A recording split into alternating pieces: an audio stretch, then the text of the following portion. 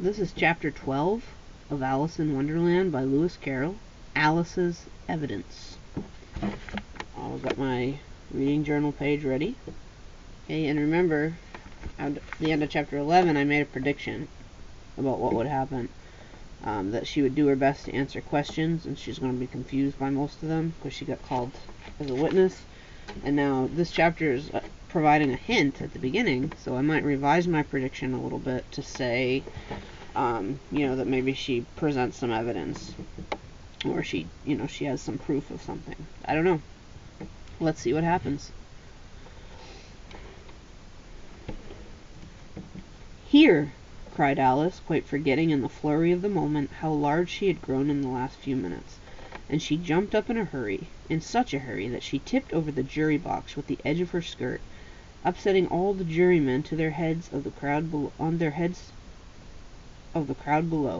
and there they lay sprawling about, reminding her very much of a globe of goldfish she had accidentally upset the week before. "Oh, I beg your pardon!" she exclaimed, in a tone of great dismay, and began picking them up again, as quickly as she could, for the accident of the goldfish kept running in her head, and she had a vague sort of idea that they must be collected at once and put back in the jury box, or they would die.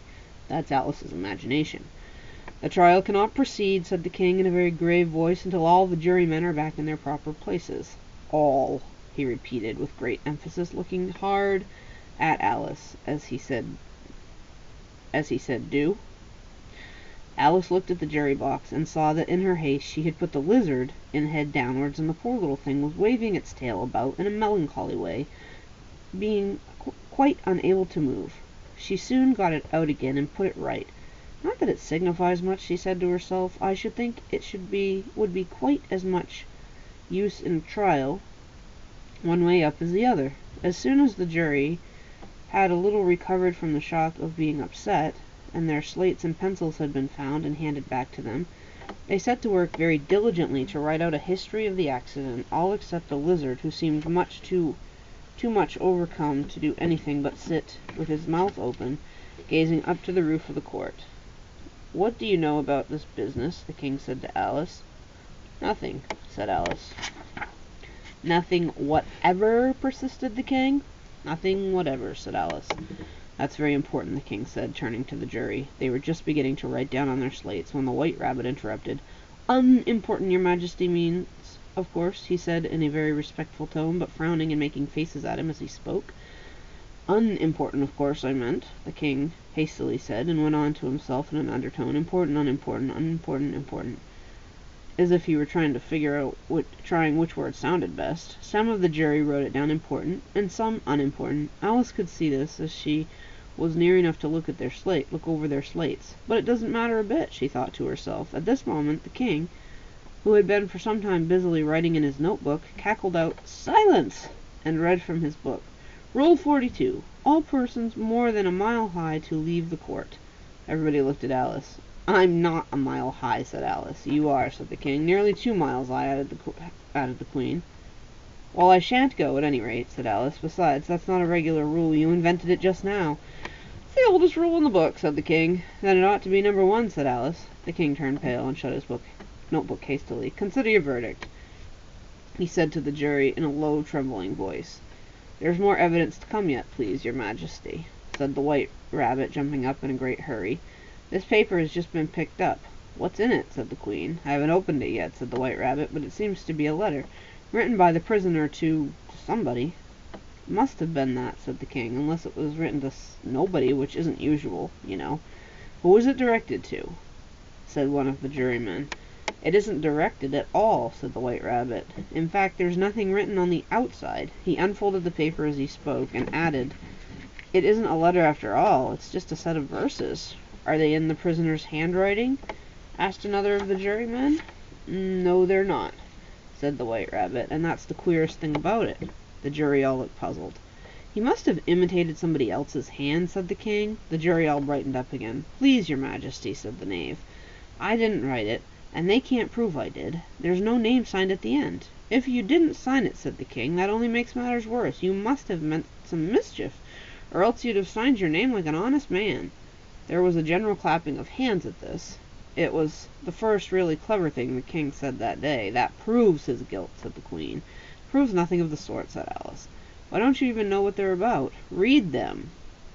Why? Don't you even know what they're about? Read them, said the king. The White Rabbit put on his spectacles. Where shall I begin, please, your majesty? He asked. Begin at the beginning, the king said gravely, and go on till you come to the end. Then stop.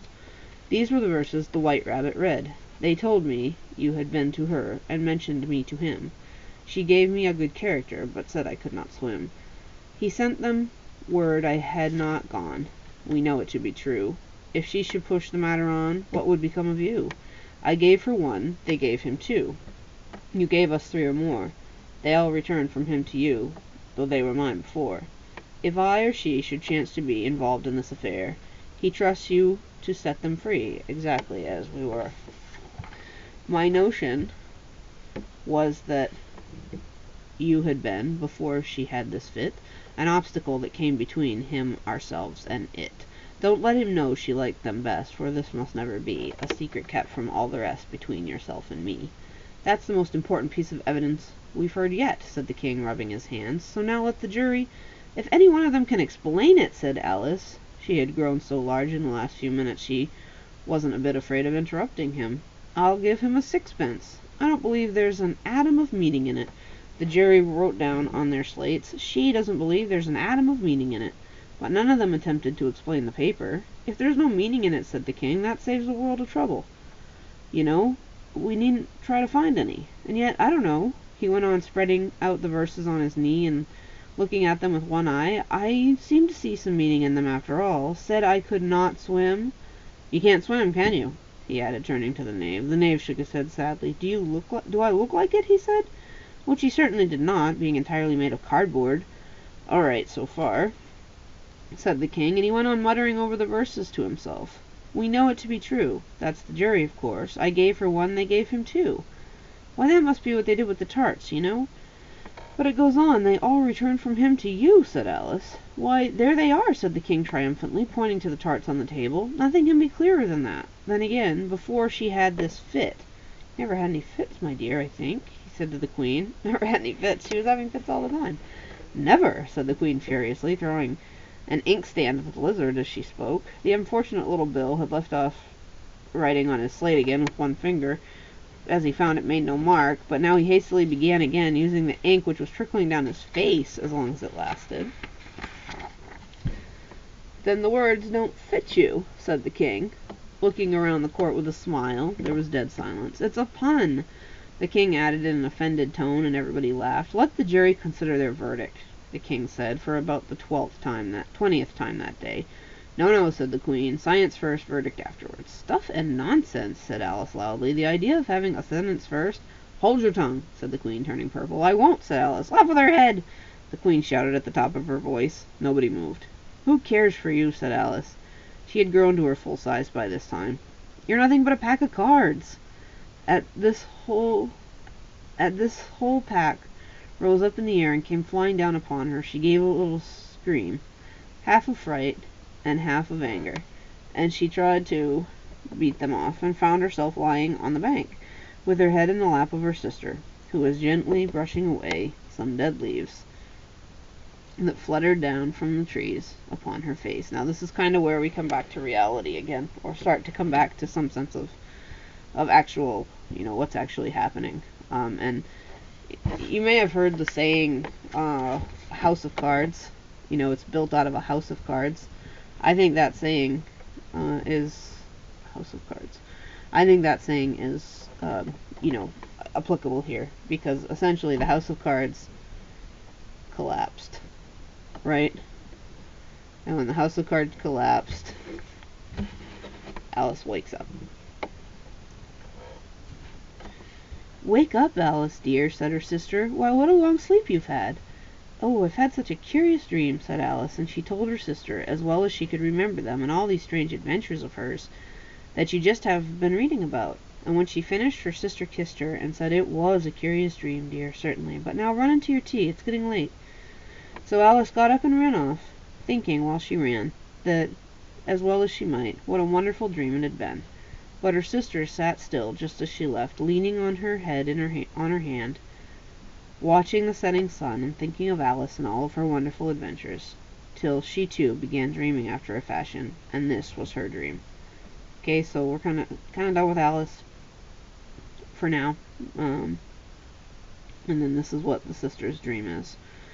First she dreamed of little Alice herself, and once again the tiny hands were clasped upon her knee, and the bright eager eyes were looking up into hers. She could hear the very tones of her voice, and see that queer little toss of her head to keep back the wandering hair that would always get into her eyes.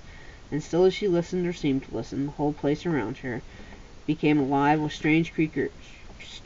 strange creatures of her sister's dream. The long grass rustled at her feet as the white rabbit hurried by.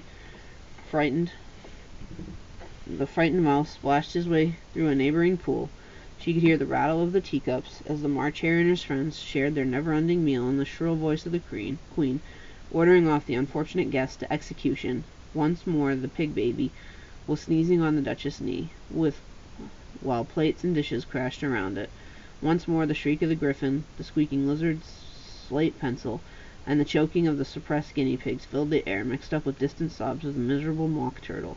She sat on with closed eyes, and half believed herself in Wonderland, though she knew she had but to open them again, and all would change to a dull reality. The grass would only be rustling in the wind, and the pool rippling to the waves of the reeds, rattling the teacups, would change to tinkling sheep bells, and the queen's shrill cries to the voice of the shepherd boy, and the sneeze of the baby, and the shriek of the griffin, and all the other queer noises would change, she knew, to the confused clamor of the busy farmyard, while the lowing of the cattle in the distance would take the place of the mock turtle's heavy sobs.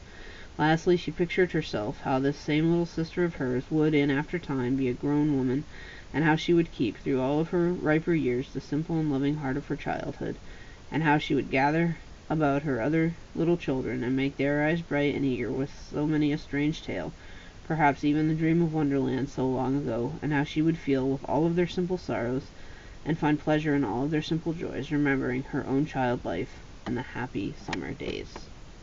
The end.